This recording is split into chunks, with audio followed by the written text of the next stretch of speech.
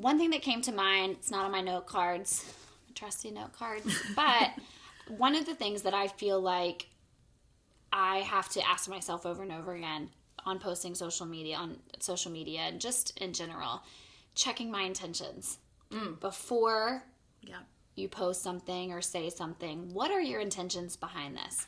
You're texting someone. What are your intentions behind this? And if you can get to that bottom line intention, it's a really good indication whether you should post it or not. Would you agree?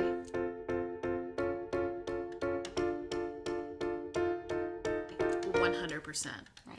And that was one of the things I started to realize when I was looking at social media, like I said, the end of 2018, and being like, realizing it wasn't healthy for me, but I was so addicted to it because I was addicted to the instant gratification that I was just like, this is insane. And so I also had to check, like, where is my ego in posting this?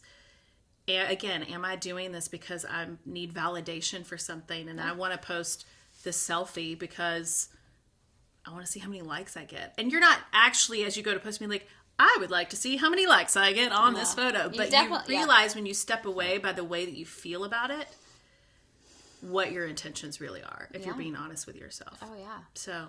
Yeah, and I think and you realize it too when you go back and you're like, ugh, that's not a ton of likes. And it makes you feel weird. And it's just confirmation that you need to shut that stuff down. Checking your intentions is super important. Well, it's hard too on social media, I think, when you're looking at so many other people these days who have these perfectly curated feeds and their life looks perfect.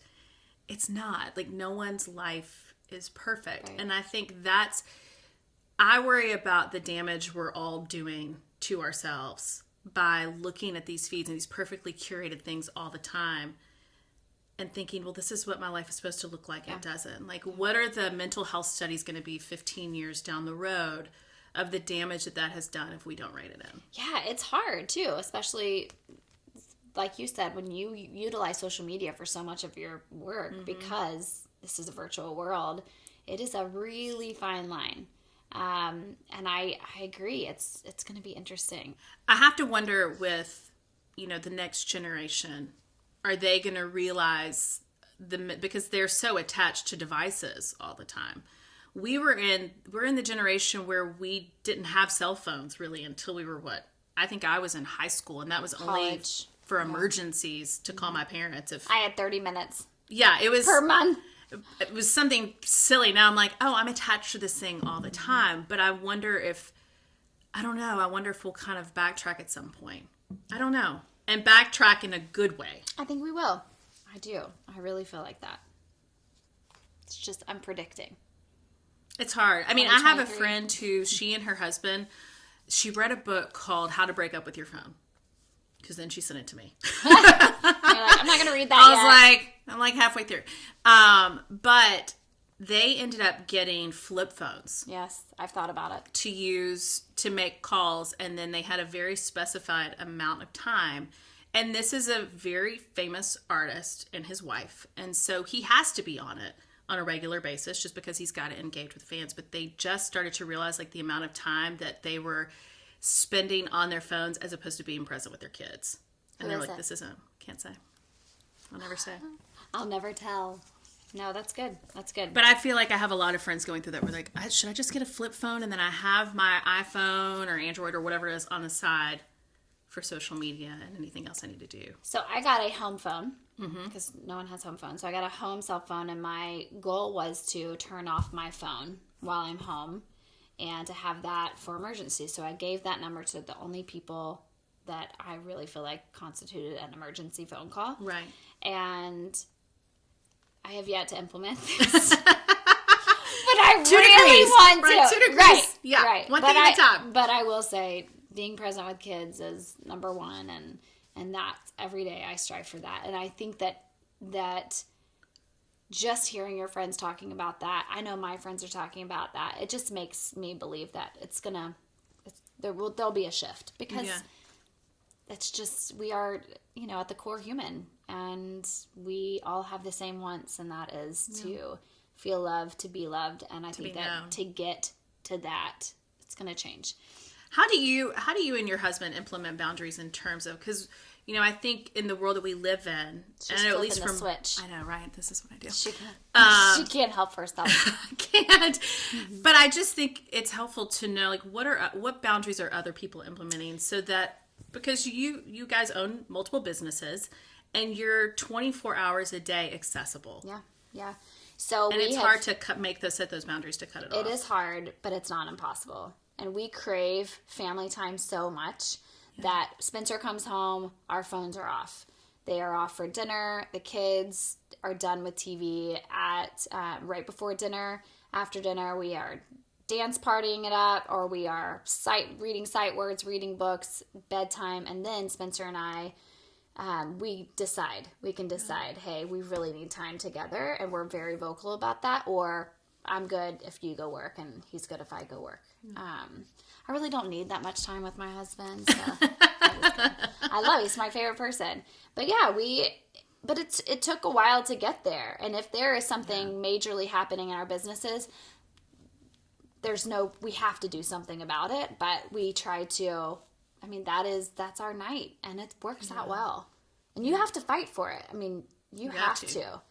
And it just takes practice, like noticing that, being off of social media for 3 hours, I haven't missed much.